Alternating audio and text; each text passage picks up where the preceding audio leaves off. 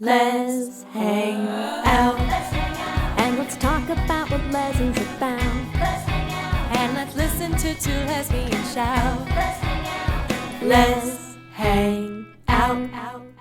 Hey everyone, welcome back to Lez Hang Out, the podcast where I write the songs. A little Barry Manilow deep cut, Ellie. You didn't think I would have had you guess that? Yeah, I wasn't prepared for that one, for sure. I know you like to plumb the depths of my brain, but even for you, that would be remarkable. Too deep, yes. If you had come up with it. From the West Coast, I'm Leigh Foster. And from the East Coast, I'm Ellie. To those of you who've been with us through this whole journey, thank you as always for listening. If you're a new listener, welcome. We're excited to have you here. Here's what's happening this week. This week in the Lesdom. This week in the Lesdom is a place where we can touch base each episode about things going on with the podcast or otherwise. In season 9, we are still recording our Patreon bonus episodes. Our last episode was on Looking for Her. You can listen to that at bit.ly/LezPatreon.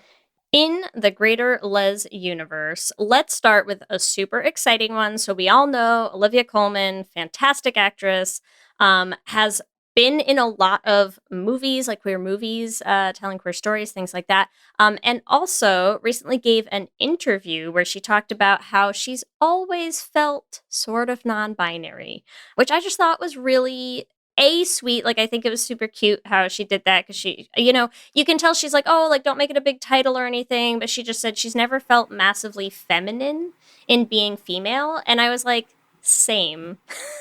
Same, Olivia Colman. And then I also loved how she said she's always described herself to her husband as a gay man, which I just, like, I don't know. I just feel like it's really sweet watching people who maybe haven't had these identities be around as much in the time where I think it feels natural to start, identifying one way or the other, sort of come to the realization of like, hey, actually, I can identify like that. I can sort of find my footing in like queer communities and queer identities and queer concepts and things. So however Olivia Colman chooses to identify, I think it's great. And I thought it was very cute how she talked about it. Love it. In not so great news, Team USA figure skater Amber Glenn is taking a break from social media because she received a scary amount of hate for condemning Donald Trump over his treatment of the LGBTQ community. She's the first openly queer woman to compete in the US in the Olympic figure skating, which is a great, exciting thing for us, and also depressing as fuck that she had to literally delete her Instagram because all the people were coming for her. Yeah, it's super gross, and she's been so vocal about it. Like every interview that she's done, she's had her little pride pin like up on the collar of her jacket and stuff. I've been super excited watching her because, as you know, I love the Olympics, and it just makes me real sad. And anyways, Amber Glenn, come on the podcast. Oh my god. Yes, do it.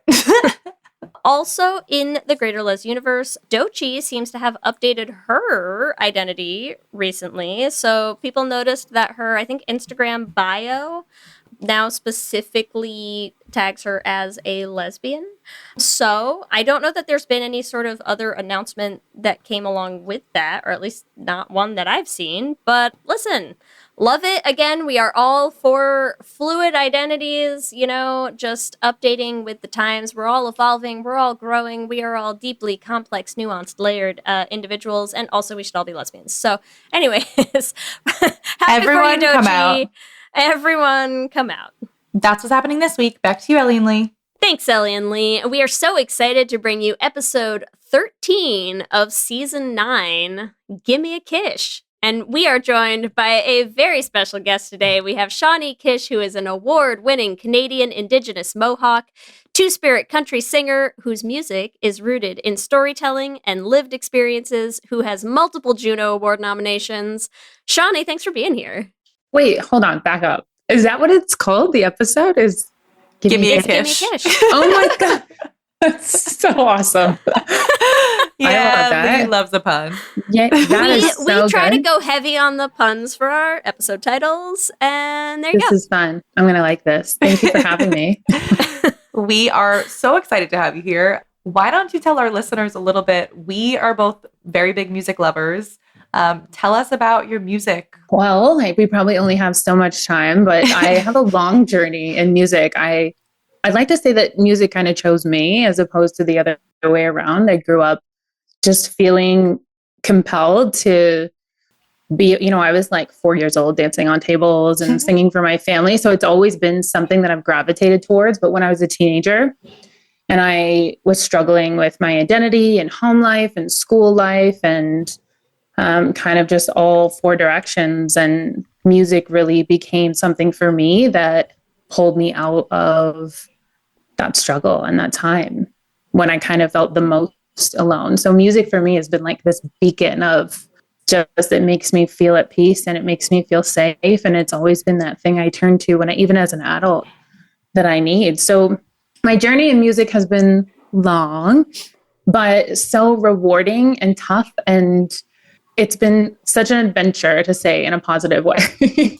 kind of learning who I am through music. Is there a point at which you sort of knew, like, this is what I'm going to do, versus just like, here's a thing that I love that's like, part of who I am. But like, when was the this is the path, right? Like, yeah, honestly, it was when I was kind of faced with like the deepest part of depression, and I was around like maybe 15, 16. And I thought, I have two choices here. I can give up on myself or, turn to what I feel, what helps me feel understood. And honestly, that's when I started writing, and I started, putting my struggles down on paper and picking guitar, and, and I just started putting it out, and I thought, this makes me feel like I have something more in me and I can't give up. Like, this makes me feel like I can have a life outside of what I'm going through at this time, through my adolescent brain, which I didn't quite understand,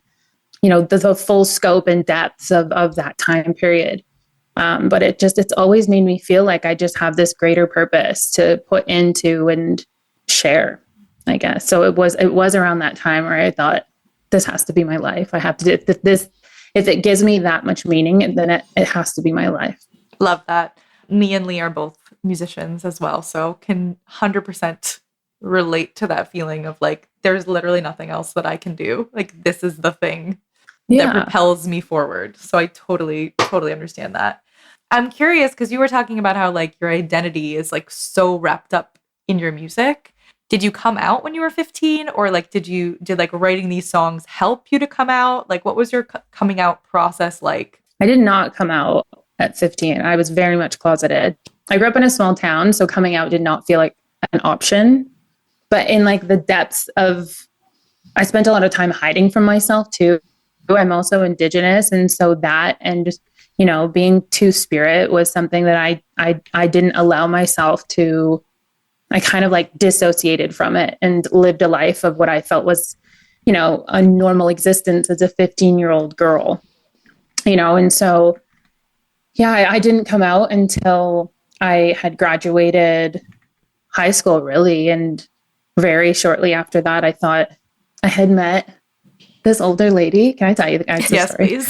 I've never actually told this story. Please start. Okay. Yeah. We're going to kick you off if you tell us the story, actually. So, Okay. I've never told this story before. So I was performing at a concert, and she was there, and she was old. She was like a lot older than me. And she came up to me, and she was like, she had worked out, and she like spent a lot of time on herself. And she was like this firefighter lady. And she came up to me and she was like, do you want my number? And I was like, are you serious? Yeah, I was like, incredible. I mean, I don't really see why. I mean, I'm for what? But then I like went away, and I thought, fuck yeah, I do. So I went. You're like, up. why? But also, yes. Why me? But I went back up, and I was like, yes, I do. Yes, I do. And we can be friends. And we did become friends. So that was, I was like, and I went, away, and I talked to my friends about it, and I was like, I really like I was like trying to date guys, and I was going on these dates, and I was like, this is not working. This is not working. And my friends are like, you're crazy, like you just got to try this, and you got to do this, and try to set me up with, and I was like, it's just not working. And then we had this epiphany. Shows up. Yeah. They were like, maybe you're gay. And I was like, you are so damn right. I am. And that was it. I was like, we're going. And we did go. We went fast and hard. Yeah. That is wild. I'm also that's crazy. I'm also dying at like your friends being like, yes. They were like, oh, we've been trying to set you up with men, but like, you know what? This makes sense. Like the light bulb. Mm-hmm. The light bulb, yeah. But also, like, I love the process of your friends being like, maybe you're just gay, and then being like, oh, yeah, that's what it is. That makes a lot of sense, actually. Like, that's incredible. Yeah. What an incredible, just tripping into the realization. Totally. Yeah. Well, it's like, that's who I am. I knew, like, my spirit knew who I was, but I've spent a lot of time in my life avoiding like this, that, and the other thing, and trying to just overcome and trying to, and so I think in that moment I felt safe, and I thought, yeah, I can come out right now. Like right now is when this can happen. And I think that's what it's about. It's just. So you really came out like right before you went to get the number? To myself, I guess. Yeah. Yeah. While walking over to tap on the shoulder, you were like, wait a minute. Excuse me. That's actually so funny. I've had a similar experience. Like one of my friends was like, you're gay. And I was like, what? And then I was like, oh shit, she's so right. And then like I came out to a bunch of my friends at the same time because there was a girl at a party, and I was like, you know what? I think I want to kiss her. I should probably tell everyone I'm gay. And then I can do it. So I understand. It makes complete sense. Yeah, the thoughts weren't swirling around before, but they just weren't present. Yeah, that's exactly right. Mm-hmm. No, the thoughts were definitely there. And like my first kiss was a girl. Like it was my friend, but I was like, that was in my brain more than anything else. So, so it was definitely there, but just finally kind of the world presenting it and be like, actually, small town girl, there's another life out there. You don't know what it is yet. You're going to find out. Buckle up. Let's go. And I was like, I'm ready.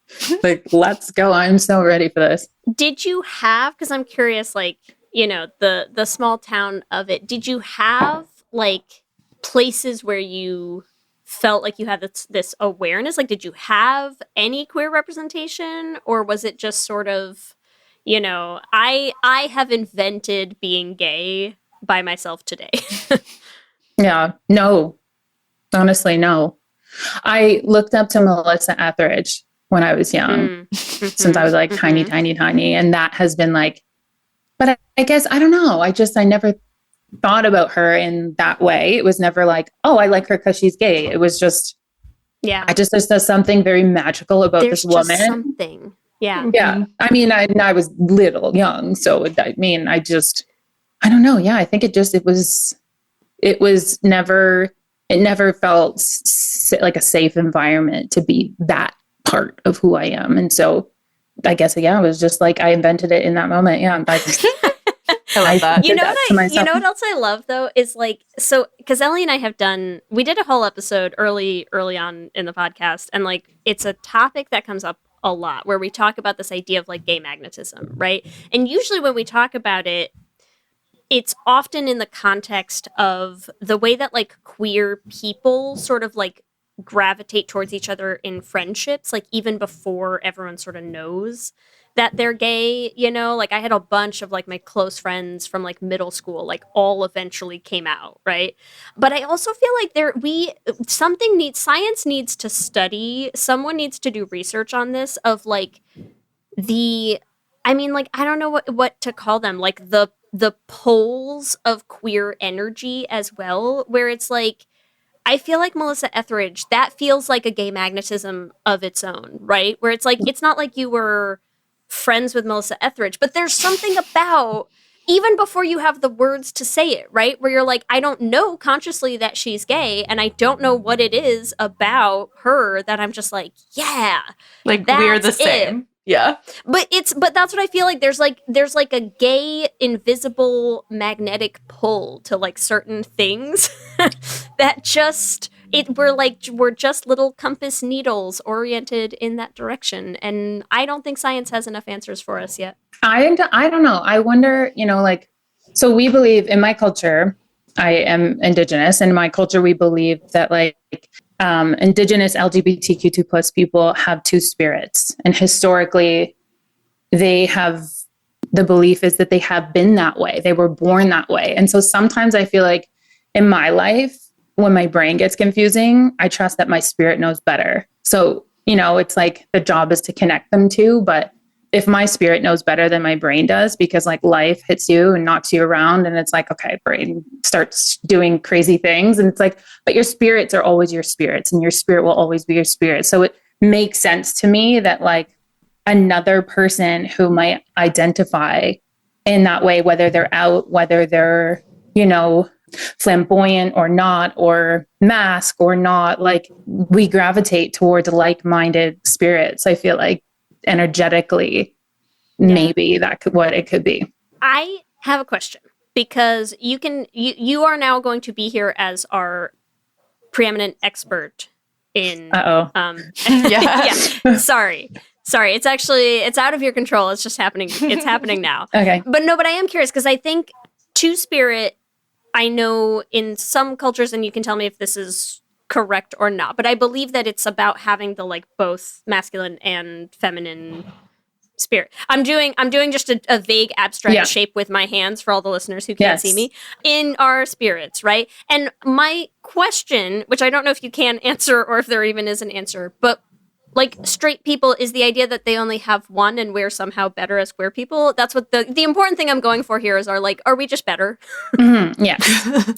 Yes. You as the expert here, can you just officially, the stance is like we're just superior in terms of quantity of spirits? Yes. Okay, no.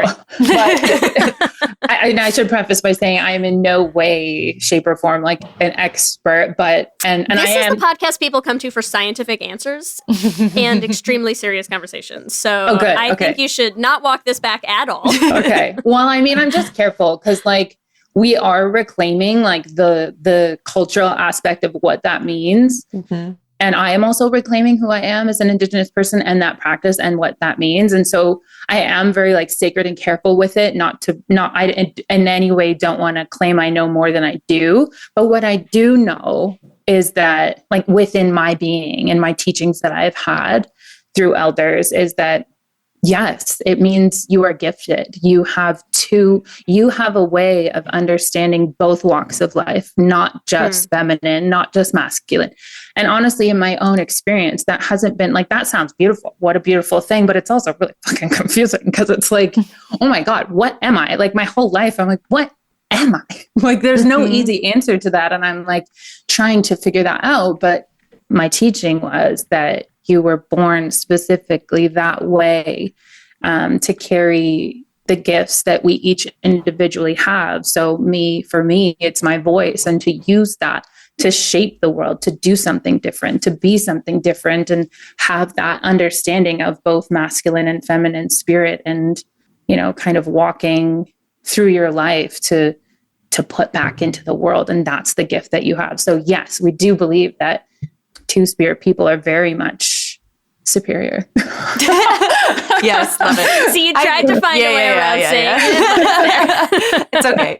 I do find it interesting though, because as you're saying like this about the two-spirit, but as a young person, you still were feeling like maybe being gay isn't okay. So is that something that like recently you've been like learning more about? Like it wasn't something that you were really taught when you were younger? So in Canada, where I'm from, when we had residential schooling, so Indigenous people were ripped from their homes, young children ripped from their homes and put in religious schooling systems. And we lost our culture, we lost our language, we lost our teachings. And so my mother's grandmother went to residential schooling on Six Nations of the Grand River in Ontario.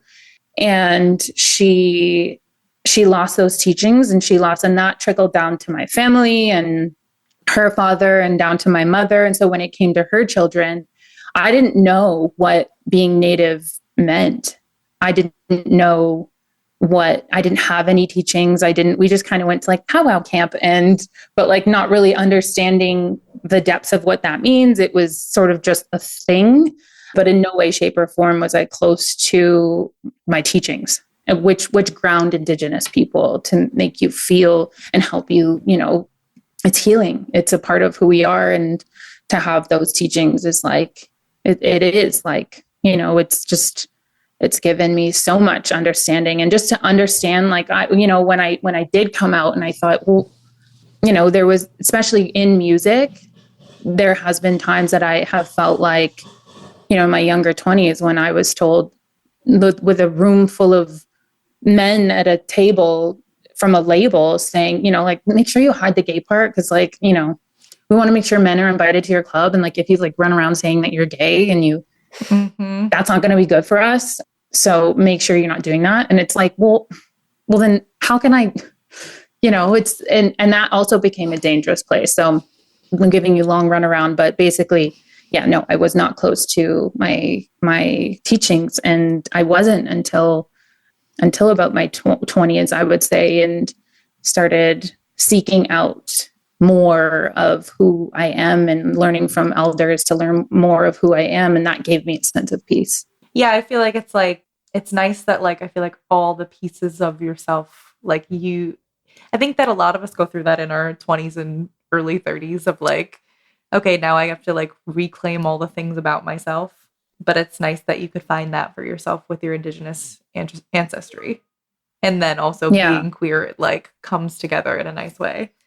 I wonder if you could talk a little bit more about, I mean, we as a gay podcast, and also, like, being gay musicians ourselves, I feel like there's been a shift in the music industry recently in terms of, like the Chapel Roans of the world and, like, the Renee Rapps of the world. And, like, I mean, are you still in that landscape in Canada? Like, would you say that impacts you as a Canadian artist? And, like, have you seen big shifts in that for your own music career?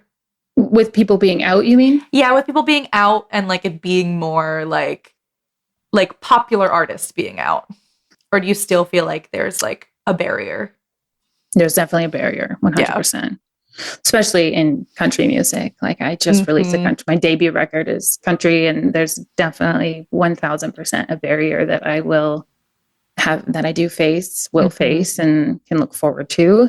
Yeah, there's definitely a very strong barrier. And yeah, I feel like, I don't know about other artists. I really try to live my life, like, with kind of zero, I don't want to say, like, judgment, but, like, zero thought of, like, what are they doing and how does that impact, me in any way. It's kind of just leaving space for people to, I try to leave space for people to explore, because I know there has been some artists that, like, come out and they're like, wait, no, never mind. I changed my mind. And it's like, that's cool with me. That's fine. It's, it's like, it's not that simple. It's not that simple as either knowing or not knowing, or being out or not. Like, it's never that simple. And so I just try to be open-minded and mind my business. Yeah. I feel like it's also, like, tough to play the comparison game when you're trying to, like, be a musician. It's like you have to just create your art and put it into the universe. Totally. Yeah. I know, like, some of the things that I have dealt with being a gay female indigenous person in country music, and that has been very awkward at times. I want to use that as our good segue to take a hot break and come back and dive into that, because I feel like we're going to have a lot to talk about. So we'll be right back. Welcome to Ho Ho Homo, your advice column for the holiday season. It's so cozy and warm here with all this snow in the Bay Area. I'm so glad I'm indoors, Happy New Year from my frigid apartment. Yippee. Our question today is very New Year, New Me vibes, which we love. From a listener who said, I just got out of a 15-year relationship with a man. First of all, I am sorry for you. And I want to start dating women. I never have dated women before, but I've always known, even when I was with this man, that I was bisexual. Is it too late for me to jump into the queer dating pool? No. What do you think? It's a no. It's a no from me. It is not too late. It's never too late. Honestly, I think it's going to be a whole new chapter. Happy 2026. I think it's the perfect time. It's the perfect time. It's the beginning of the new year. People are really feeling like they're ready to get out there and start dating again. You just went through the holidays being like, I wish that I had someone to hold my hand while my homophobic uncle says some shit. You know? It's time. Yeah. It's time. I also feel like I'm like, I feel as though to get a girlfriend, there's something nice about being the girlfriend after men. So the bar's underground. the bar is so low. Are you speaking from experience here, Ellie? Yes. The bar is non-existent. Yeah, incredible. The bar is so non-existent. I would say, yeah, if you're trying to get out there, it might be sort of difficult. I feel like I'm assuming that this listener is a little older. So I feel like sometimes the bar scene is tough. I mean, at a 15-year relationship, I would hope that we're not dealing with like a 20-year-old because... But I don't know. Could be high school sweethearts. I don't know. Oh, it's possible. Sure. But sure, I think we're still looking at like a, later in life coming out. And looking to try something new. So here's what I'm going to say are like your first steps to do, right?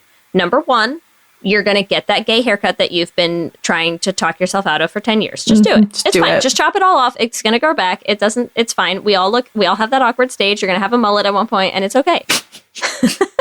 Do it. We're here for you. Start flagging. Yes. No, I'm so serious. Like, get a gay haircut, right? Buy that flannel. Buy a couple, right? Yeah, flag hard. Yes. Because again, listen, I think the first one of these we did, Ellie, didn't we say like our advice is always just like surround yourself with queer people. You gotta get gayer immediately. Yes. Like, you're gonna be at gay trivia nights. You're gonna be reading gay, like you now read exclusively gay romance novels. Okay.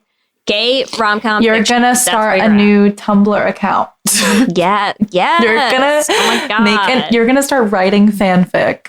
Do it. Yes. Wicked is on like its peak right now. It is time for more Gelfie fan fiction to hit the shelves. This is what we need. And once you are feeling super, super, super, super gay, you are gonna get yourself out there. You are gonna download her, and you are gonna start dating. You are gonna swipe. You are going to find some matches. You're going to What am I looking for? Someone to beta read my Gelfie fanfic. What am I looking for? Set your age preferences to however you want them to be. Find yourself a cougar, but you're going to find someone amazing.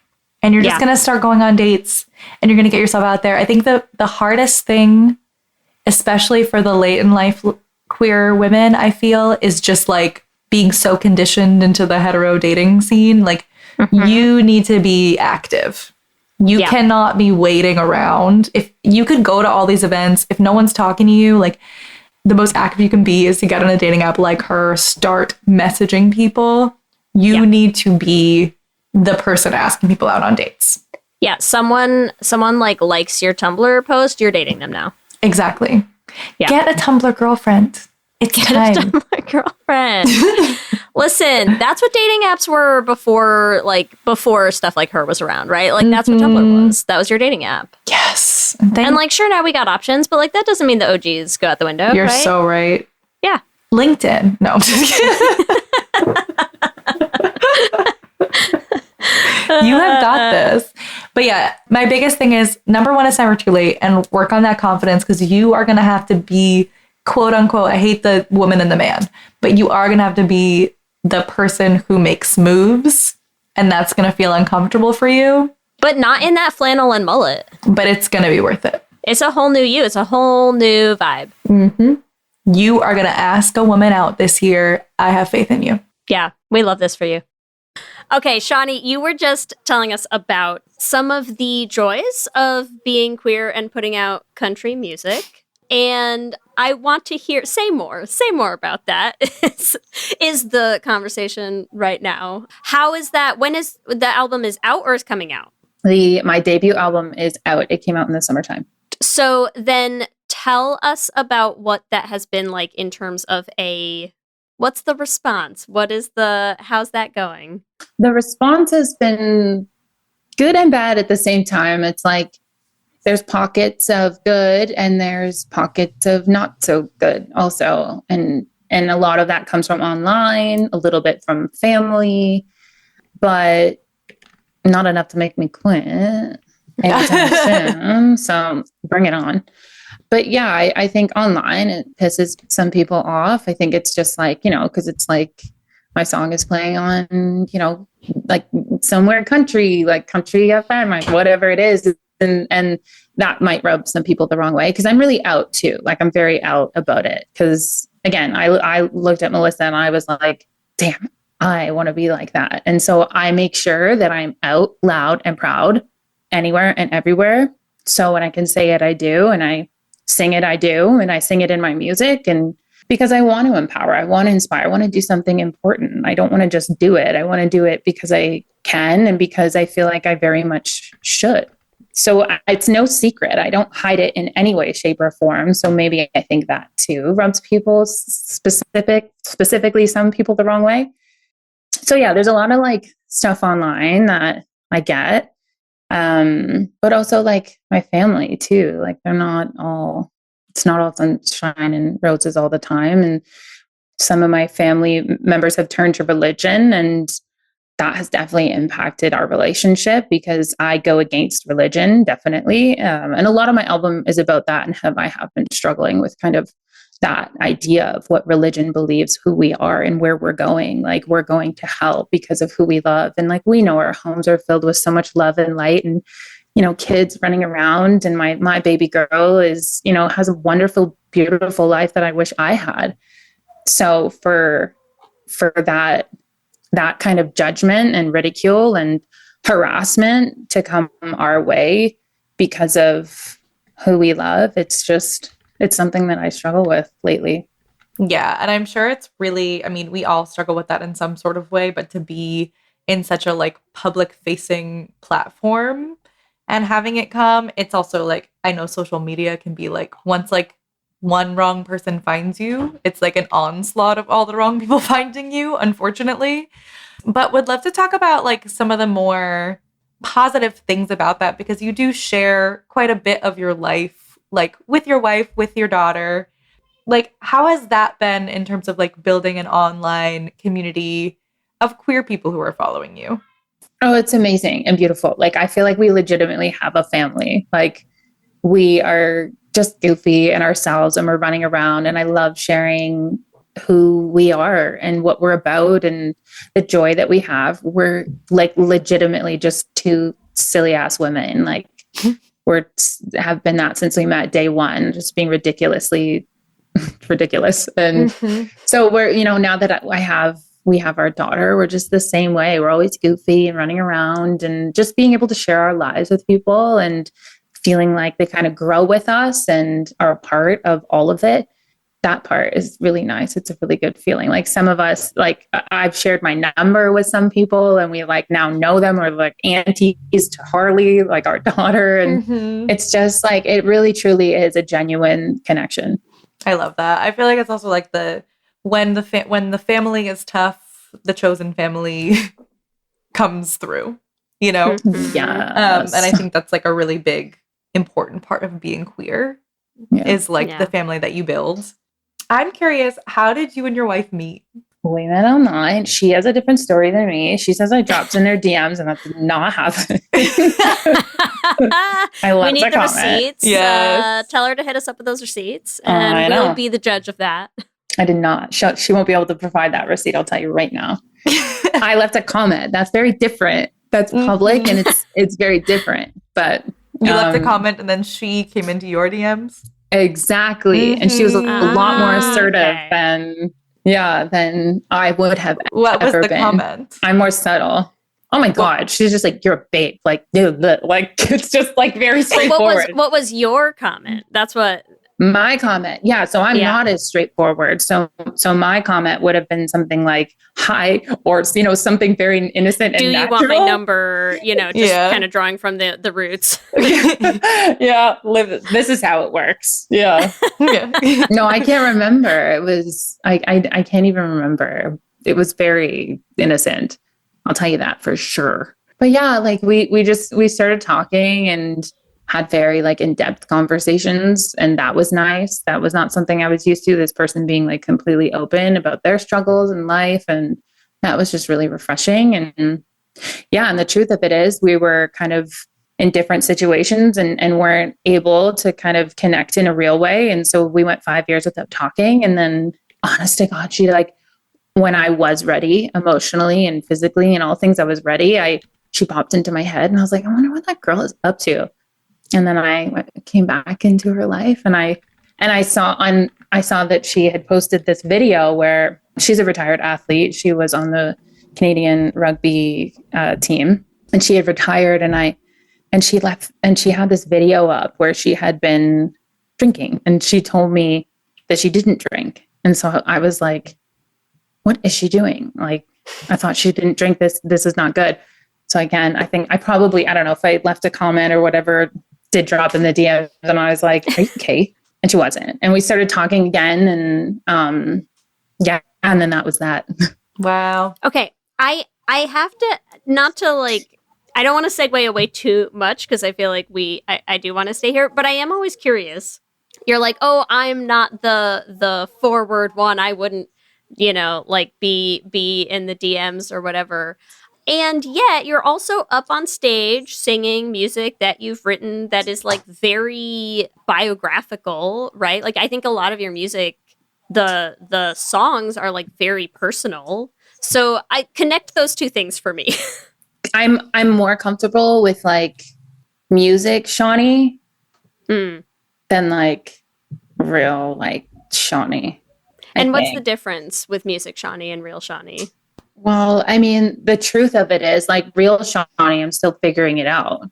Whereas music Shawnee, I mean, I am too, like obviously, but I'm more comfortable with that. It's like, I don't have to have that figured out. That's just, that it's supposed to be messy. I'm supposed to work through this and I just do it kind of publicly. There's supposed to be struggles there. There's supposed to be things there that I've gotten so used to sharing, but like, away from that, I am very like introverted and socially awkward. And I think that's how I would describe myself anyways. So yeah, I definitely would not go up to someone and be like never. Although I wish I could.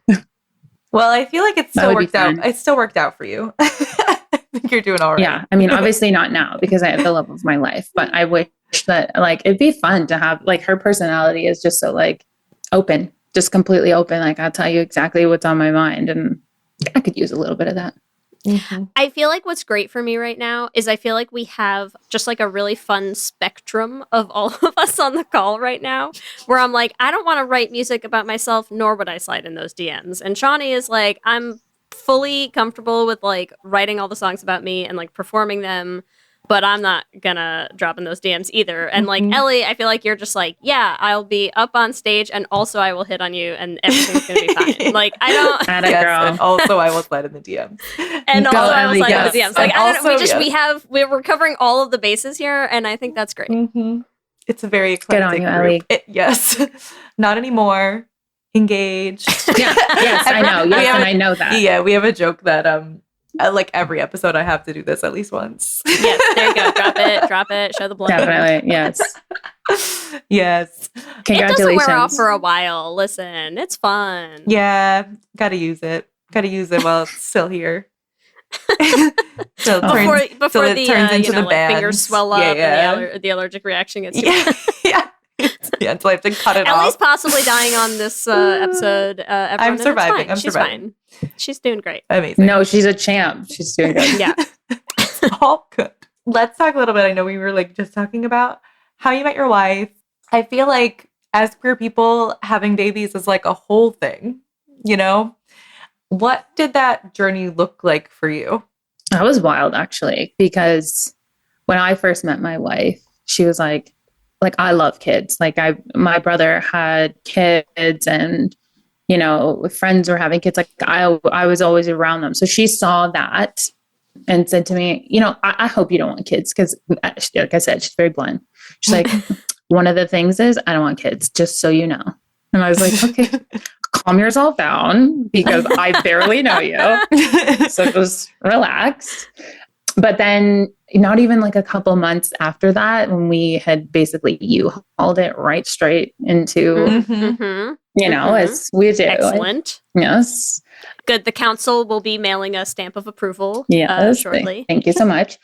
She was like, I think I want to have kids with you. And I was like, hold on a second. I was like, well, just sit on that for like a minute and like, just make sure that's, and she did. And she's like, no, I want kids. And I was like, okay. So naturally, like she's very mask presenting and I am not. So I was like, okay, so I'm going to have the baby. Like, that's what we're going to do.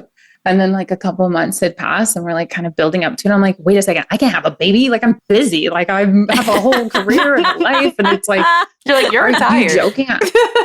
Yeah. I'm like, I can't do a baby. I cannot have a baby. I want a baby, but I can't get time out of my career and hit the pause button. And, and there was a lot of fear based around that. And I know, obviously, you can do that, but I just had so much fear around it. And she was like, okay, well, then I'll do it. And I was like, okay, really?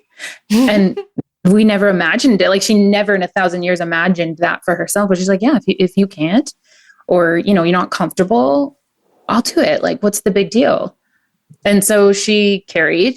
We went through treatments and it took a lot of time, but eventually she got pregnant and she ended up carrying our little girl. And it took a few years, I think, to make it come to fruition, but definitely worth it. I'm thinking I need to also add a thing on the list of like what science needs to study, because I also feel like you've covered a lot of things just in the I don't even know what, like under an hour that we've been recording so far, where you're just like, and then I just like casually came out like while walking to flirt with this older woman, and then I just like casually like met my wife, and then just like NBD completely like overhauled her whole view on like having kids, and like then she carried our baby. Like I don't know. I think science needs to study you as well. Yeah.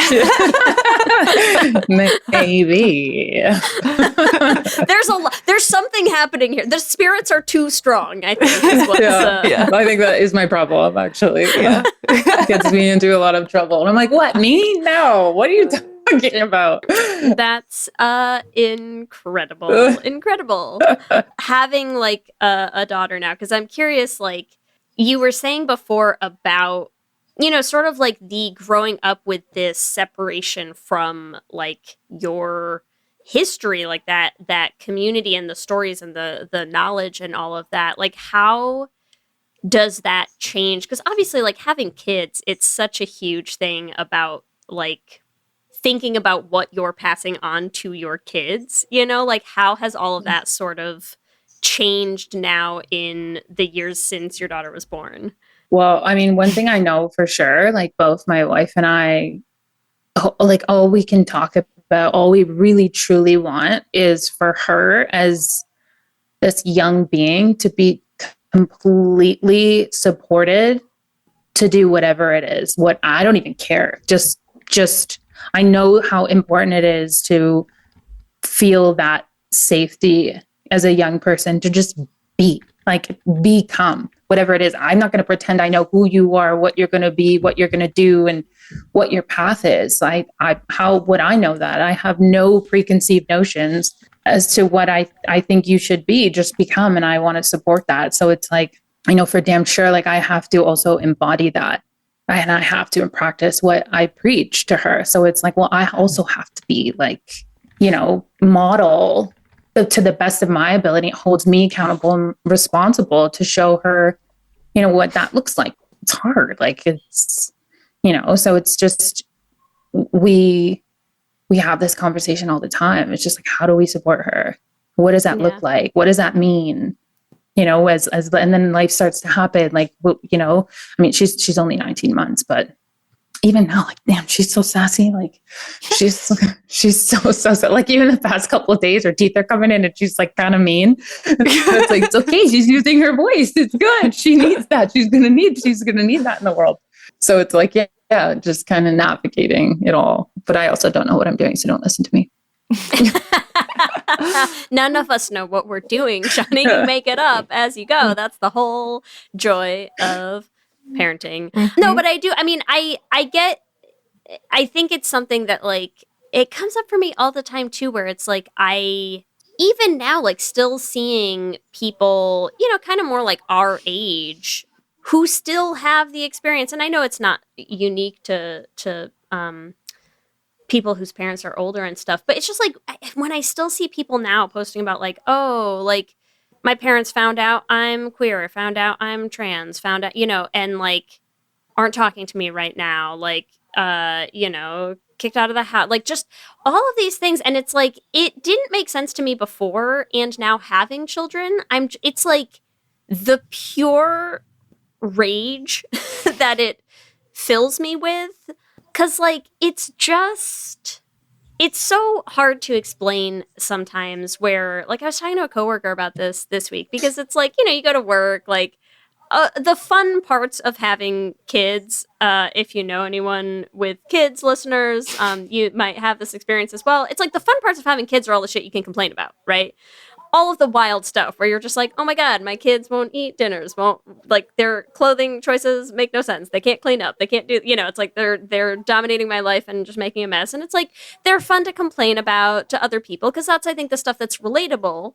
And he was making some comment where he was like, yeah, I think I'm like really sold on not having kids, listening to you talk about your kids. And I was like, oh, that's because the absolute best part of having kids is like, you can't explain that to someone who doesn't have children. You know, I'm like, my kids are the best thing in my life, but they're my children and I love them and you don't love them because they're not your children, right? So it's like, you can relate to, oh my God, I did this many loads of laundry this weekend and you understand that laundry is annoying, but you don't know what it's like to have a child and love them more than anything in the world, you know?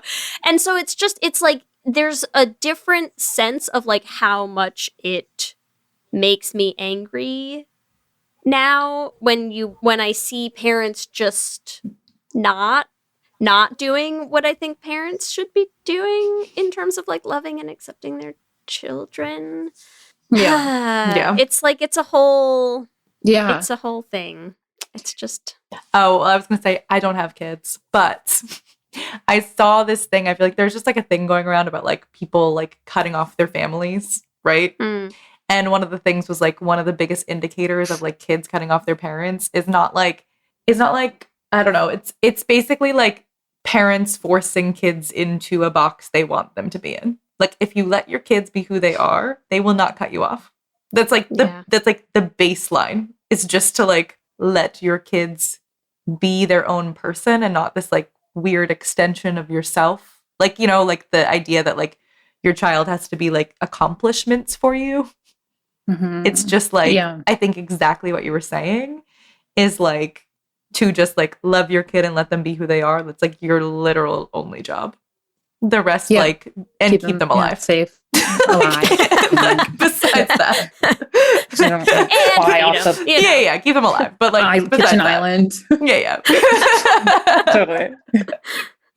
Which sometimes harder than it is other times. You know, it's fine. It's fine. Literally, I blink and she's like, Mama. And she's like trying to jump off the kitchen island. And it's like, okay, all right. I mean, you literally, she needs a leash. I'm kidding, but kind of not. Some kids need a leash and that's fine. I feel like I've told you this before, Leigh, but like, I don't know why, but I like to tell people, like just like small lies about myself to see if they like think they're true. And so I would tell people, particularly in college, like anytime we'd see a kid on a leash, I'd be like, oh yeah, like I used to be a kid on a leash. And everyone would be like, oh my God, you totally would. And, and then I'm like, I wasn't, I'm lying to you. And I was like, all right, clearly everyone's like that tracks. Yeah, actually. Like clearly says something about me that you're not surprised that I was a leash kid, even though I wasn't. To be fair, I could buy you. I know. That's why it was an easy lie to tell, because everyone was like, oh yeah, of course. It's funny because I was a very well-behaved child. But they don't know that. Do I look like a leash kid? Wait, were you? Are we gonna have to guess for each of us? Were you a leash kid? Yeah. You don't seem like a leash kid to me. But if you were, then sorry to offend. I don't know if that's offensive. I feel like it's offensive to go the other way in the I don't know. direction. Sometimes I feel like you might want people to think that you were a crazy child. Leigh, I feel like you were fine. Yeah, I was very well behaved as a kid for the most part. Mhm. I still am. I'm boring. Ellie, what do you want from me? Yeah. It's I good. didn't do anything exciting. It's okay. That's okay. We support you. I fully didn't cry for like the entire like first year of my life. Like no crying at all. To the point where Oh, one no time way. I cried and my mom was like, there's something seriously wrong, bring her to the ER, and I had a horrible ear infection. Aw. Okay, no, but here's the thing. Sorry, I not to completely derail us. Here's the problem with people who tell stories like this about themselves, because you know who else is like this, Ellie? What? Kelsey. Okay, my wife, every story of her childhood is she's like, I never threw tantrums, I never did this, I never did that, right? And like, here's the problem. Here's the problem. It's a lie. It's all a lie. And I'm sorry that I have to be the one to It's not. shatter this ceiling for you, but I have watched Kelsey and I have been together too long, right? And so she has all of these stories, and her mom will tell these stories. My wife's also an only child, which I know Ellie is not, but it is. I'm just going to stick with it for the purpose of this story because I will listen to her mother tell stories about Kelsey as a child, right? And it's like, she was perfect. She never had a tantrum. She had one tantrum, and it was after eating blue food, like blue M&Ms, and then she never ate blue food ever again, and she still doesn't eat blue food. And I'm like, it wasn't the blue food. You were just a child, and kids have tantrums, and that's normal, and I promise you had more than one. And here's how I know that it has to be true, because I will listen to her mother tell stories sometimes while we're watching evidence of it not being true, right? Her mom got all of their home videos like turned into DVDs a couple years back, and she's going to be so mad at me for telling the story on the podcast, but she is many seasons behind, so she can't stop me.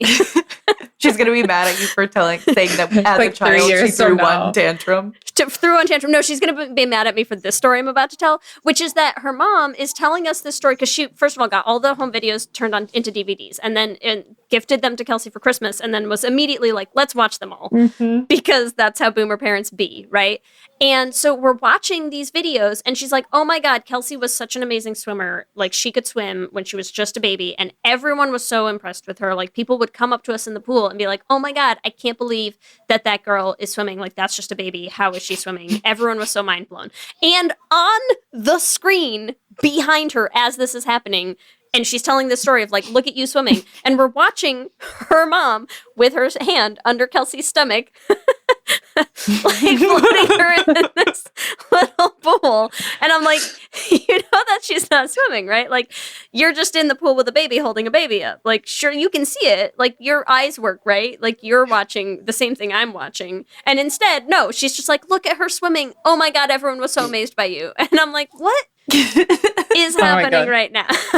So what I'm here to tell you is like, no, those stories are all false memories, and it's all a lie. And I'm sure that you also cried more than once. Okay? I just don't believe that, but it's okay. And Leigh. I love that for you. Yeah, you seem pretty like chill. Yeah. I could see Well, it. also, Yeah, I'm baby. not an only child, Leigh, and my sister was a nightmare. So it could also be the fact that It's just in contrast. it's in There's no contrast. space to for I you. was probably crying like, and my sister was literally throwing shit. Yeah. She's like, oh yeah, I'll watch this. Yeah, she's like, you think she's crying?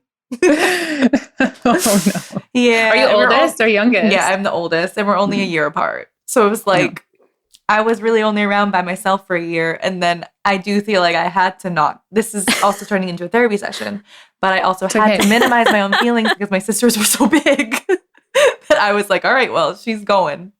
So I will let her freak, and I'm not going to, and I'm going to help my mom.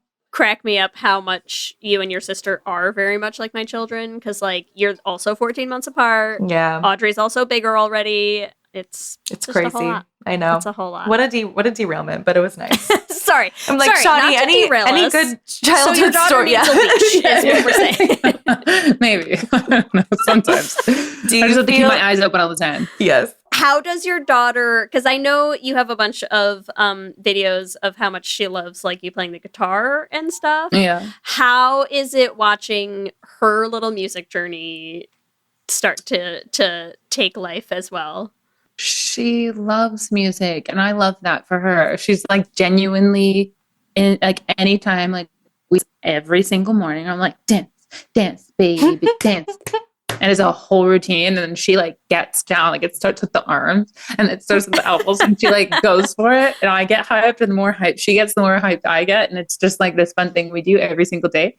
She just loves a good beat. She loves music. We any good twerking songs we put on, we ask Alexa to like play the best twerking song, and she's on it. But it's cool to see, because like there's, I can't wait to like share what I know about music and see, what if she picks it up, if she's into it, if she's into an instrument or not, or if she wants to go to a concert or like whatever, like that's nice. It's nice to see. I feel like it's so fun to be in a musical family. Like I had friends in college who like their dad was a musician, and then they were both musicians. They still are.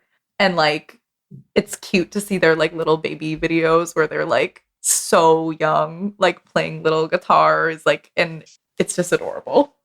Yeah. I just feel like it's also the kind of thing too, where like, maybe it's because I'm biased, but as I'm saying, like, don't force your kids to like, let them be who they're going to be. But also, but play the guitar. But also, you better play the guitar. No, but you like, will be a classically trained piano player. Yeah. But no expectations. But like, you're going to training. Yeah. Well, I feel like it's like funny too. Like with my mom, she was very like, whatever you want to do, whatever. And sometimes I'm like, but why didn't you force me to take dance class? I'm like, why weren't you forcing me to be a better dancer? Because now I had to go to musical theater auditions and embarrass myself. But no, it's nice. I feel like music in general also is just like such a nice way to connect with others. More so than like you're gonna be a doctor. For sure. Yeah. It's like, and I feel like music too is just something, it's like this unspoken comfort language energy thing for me. It always has been. I think like, if that's what excites me about it. It's like, it doesn't have to be a certain genre. You don't have to play an instrument. You don't have to, but if you want to sing, you can. If you want to go to lessons, try it out. If you don't, it's like music can give back so much as you can give to it, and it gives back. And it's this exchange, and it's like between the person and the art. Mm-hmm. That's nice. And like, if she genuinely connects with it and she's genuinely like feeling a beat or like, and it's making her happy and she's like really connecting, it's like, okay, it's, if that's something I can foster, I will do that. If you change your mind, that's cool too, but definitely prepared to foster that if that's something she wants to do. But my wife, who gave birth to her, no offense, because she's over there, she does not have a musical bone in her body. So I'm sure. What does she know that about herself? Like, is it a secret or? Say it quieter. Say quieter. It's okay. Just type it in the chat. We'll read it out for the listeners. That's so funny. No, she doesn't. She tries to help me write songs. It's so cute, but or she'll send me like beats. One time we were playing on GarageBand, like like GarageBand, like you can like write a song in Garage on your phone. Yeah, we're playing on GarageBand, and she's like, "We're gonna write a song together." And so she's like, "Yes, I love this." Like she discovered GarageBand. She's like, "I'll be right back." And so she like went away, and she came back with her song, and it was like a full on Renaissance like. Just started because I have to imitate it. I'm so waiting I need for to just hear like the demo. another Yeah, face to hear the start demo. like leaning in the background of the and being like, that's not what it sounded like. This is it. Yeah. No, it's like, oh, like what is that?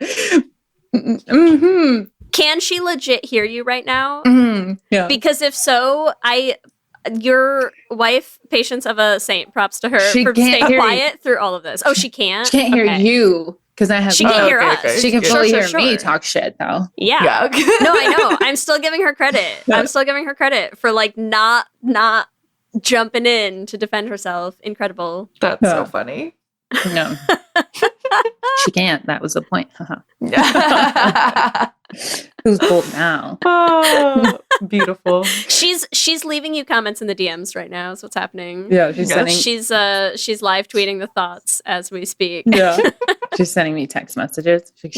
Exactly. Shut up. Exactly. She's like, I can't believe you're doing this while I'm right here. Make What's fun of my wrong with Renaissance song. I'm going to release that song. Release it. Release you? Do it. it. Release it. Drop the track. Yeah, that's so good. Incredible. Incredible. Maybe last thing before we jump to our Q and Ks, but I'm just curious because you've said a couple times that it's like you're still figuring it all out, right? And I'm curious in terms of bringing all of this to your songwriting with the life stuff, with the learning about, more from Indigenous elders, with motherhood, with how does that all find its way out in your music? Do you know what I mean? Mm-hmm.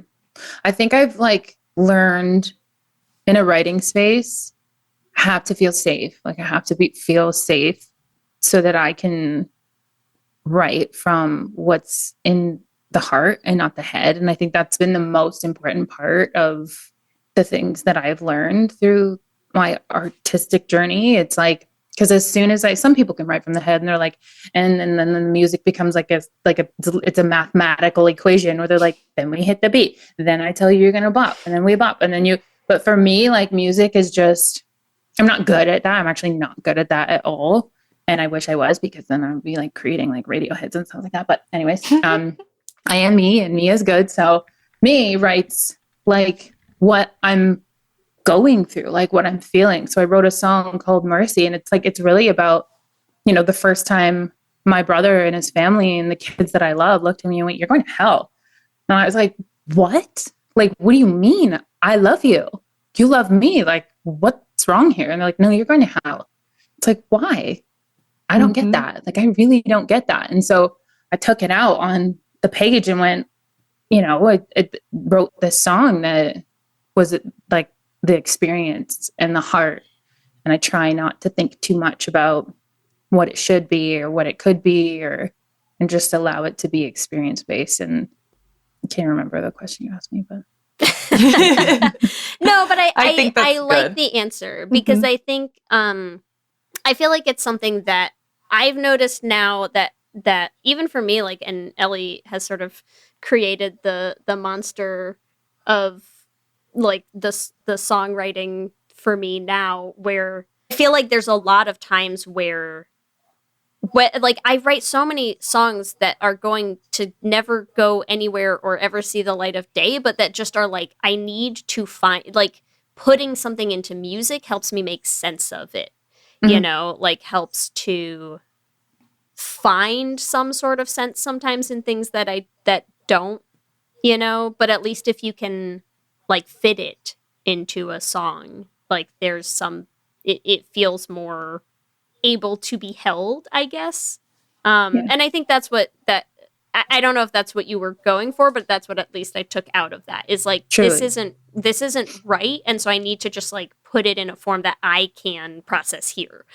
Yeah, I think we are definitely not, I don't know about you guys, but my experience is we're taught math, we're taught science, we're not taught how to cope with what we face, what we go through, our different walks of life, our emotions. Man, those it can make or break you if you don't learn how to use them, how to use struggle, how to use your emotions to propel you, to make you better, to emotions are good. It's good to have them. I've learned the good and the bad. I've learned to accept them, but also I have learned I also have to process them, and music and creating is such a good way to do that, whether you're good at it or not, whether you mean to release a song or not, or whether you will ever show anyone on, video that you can play guitar or not. If it's it should be for you first, it should always be that way. Love that. I think it's a perfect way to end. I agree. We'll end it there. We'll hit our Q and gaze. Q and gay. Question number 1. What kind of art helps you feel most like yourself? A, music, B, dance, C, painting, or D, writing? Dancing. Nice. Twerking. Music, obviously. Okay, question 2. What magnetic pole were you drawn to growing up? Out of A, Melissa Etheridge, B, David Bowie, C, Xena Warrior Princess, or D, Cher? Oh my God, Casino Warrior Princess. Mm. I will go with I think Melissa it's- Etheridge, but Xena Warrior Princess, I was like, hey, hi. It's a common thing as well. Yeah. Yeah. And, I tried to hit all of our... Yeah, it was All of like, our it's bases, Ellie. definitely Cher for me. I know. If I could turn back time. If I could find a way. Yeah, for sure. She's a good Love me one. some Cher. Yeah, she hits. She's the original drag queen. Not the original. Obviously, there have been many of drag queens before Cher. She invented. She invented drag. That's like, Don't come for me, being LGBTQ gay, community, please. Okay, question number 3. How would you flirt online? A, leave a like. B, leave a comment. Or C, slide in those DMs. Okay. I would obviously not slide into the DMs, but probably a like and then escalate to a comment if the like didn't work. Yeah, you gotta play the long game. You play the long game. Yeah. Yeah. That's the truth. So 5-year-long game. Just the one spaced out like, like wait a couple weeks, leave another one, hope they're checking. That makes sense. exactly. Yes. It's been such a long time since I've done that. So I don't even know anymore as a fully grown adult. Okay, question 4. Would you date someone with different views on having kids? A, nope. B, yes, I could respect what they want. Or C, yes, I could change their mind. Well, I did with this lady who was like, I don't like kids. And I was like, okay. She didn't say that. She said, I don't want them. And here we are with our beautiful child who she is obsessed with. So she just didn't know it. She just had to meet me. Yeah. That's how the long game of leaving a like here and there really pays See, off. I was in for that. That's why, when she said that, I was like, you don't know it yet, but secretly. Yes. In the same vein, question number 5, our final question. Were you a leash child? A, yes, or B, no?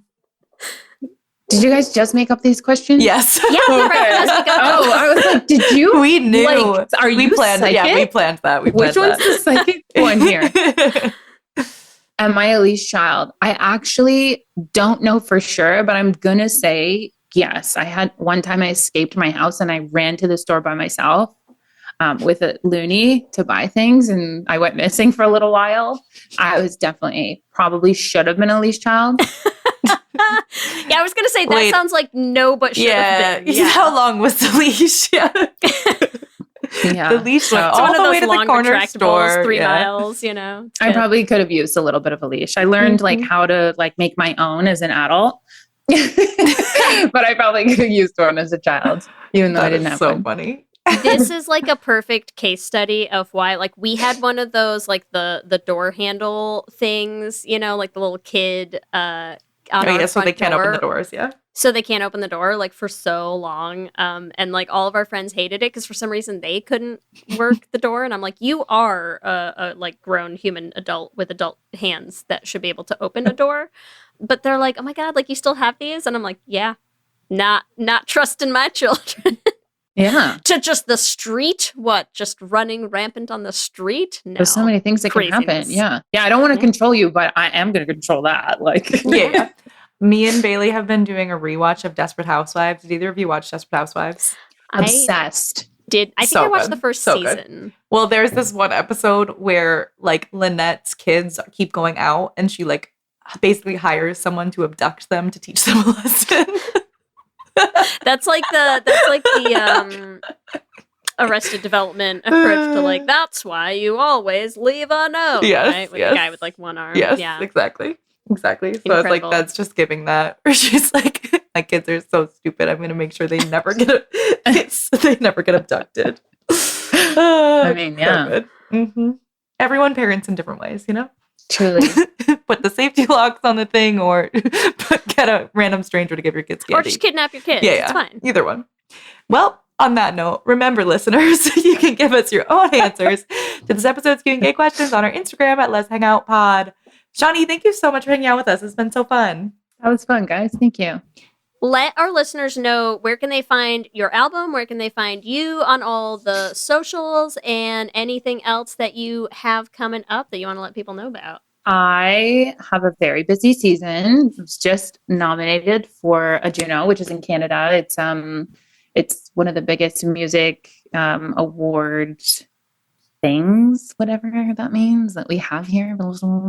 So I'm gonna go. That's great. So that's really cool. I've been nominated for the album. It's called Chapter One, and it's really scary coming out as country, but it's like a debut album. But yeah, so we have lots of shows and things happening. I hope to get over to my goal is to get over to, cross the border and see you guys. I know there's a lot of things going on there, and I would just, be able to spread some love and share music there and add some joy and positivity and gayness. I don't know what you mean. It's great down here right now. You guys know that's a whole other podcast. We're having a good time. Yeah. Mm-hmm. Sorry to bring that up. Sorry. No, it's okay. They were just thinking about you. Love you guys so much. Please help us. Send help. Okay. I know. I am definitely trying. But yeah, and so you can find me. We're all over the place as Shawnee Kish or the Kishes. And what else? What was the third question? That's my brain. Yeah, anything coming up? So so you do have tour dates coming up, but they're all in Canada? Right now. Yes. Nice. But you should come to the Bay. It's great. Oh my God, yes. Yeah. Or Boston. Absolutely. 100%. I have a lot of our TikTok following is actually from the States. So yeah, would love that. That's the dream, to do a nice tour and kind of come see some people and be able to see our community face to face. That'd be really cool. Love that. Okay, so keep us posted if there's U.S. tour dates. Yeah, you bet. Yay. Well, thank you so much. This has been amazing. We love hearing from all of you. We love continuing to build this community, and we just want to shout out some of our favorite things every episode. This week, we want to shout out Tressa. Again, listen, if you want to get shouted out as much as Tressa does, you just got to send us as much stuff, because Tressa, you're always absolutely killing it. So Tressa let us know that there's a new horror film that's going to be coming out called Whistle, and it's going to be starring Sophie and Elise, which some of you may also know and love as Rose Landry from Heated Rivalry, or who some of you may also know and love as Shawnee from Yellow Jackets. And we are excited to know and love her in as whoever she's going to be in a new horror film that seems pretty gay. So I'm into it. As always, I want to thank our Lesbian Jesus patrons, Mark Foster, Lizette Stye, Katie Benitez, Sophia Phillips, and Armani Gucci, and our King Princess patrons, Amy and Ellen, and Andrew Doucette. Thank you so much for supporting us. We could not keep making the show without you. Remember, you can also find us on all the social medias, Instagram, Facebook, Blue Sky, and TikTok at Lez Hang Out Pod. You can email us at lezhangoutpod@gmail.com. You can check out our website at lezhangoutpod.com. Whatever app you use to listen to podcasts, make sure that you subscribe. That way you'll be the first to know when new episodes go up. We also post videos on our YouTube channel, so make sure you subscribe at youtube.com/lezhangoutpod to catch them. Lez Hang Out is an independently produced show hosted by us, with audio production by Ellie. Our production assistant is Krista Murison, and other podcasting shenanigans are done by me. If you want to support the podcast, the easiest and freest way to do that is to rate and review us on iTunes or wherever you listen to our podcast. We love to hear what you have to say. If you want to help support us financially, you can join our Patreon. You get access to our Patreon bonus episodes. You get access to our Discord chat. You can find that at bit.ly/LezPatreon. If you want to get some Lez Hang Out merch, it's never a bad time to get a shirt that says you're gay. You can get that at bit.ly/LezMerch. Remember, we also have a queer production company making queer podcast musicals with guaranteed happy endings. You can find us everywhere at Dollar Bean Prod. Or at our website, dollarbeanproductions.com. You can check out our first two shows, The Flame and Journey to the Heart, on any podcasting app. If you want to help supporting us and making more musicals, you can join our Patreon at bit.ly/dollarbeanpatreon. If you want to follow us individually, you can find me on Instagram, Blue Sky, and TikTok at LSH Foster. And you can follow me on Instagram and TikTok at Ellie Brigida. With that, I'm Ellie. And I'm Leigh. And let's hang out again soon. Let's hang out. Hi, I'm Brian Lucci, a former Chicago cop. Now I'm a producer on Chicago PD, and I'd like to introduce you to the official One Chicago podcast, the first ever behind-the-scenes look at the iconic TV shows. We're talking Chicago Fire, Chicago PD, and Chicago Med. Join me each week for an exclusive conversation with the writers, the crew members, and the stars. Voight's doing the right thing for Voight. Check out the One Chicago podcast from Wolf Entertainment and USG Audio. Available now, wherever you get your podcasts.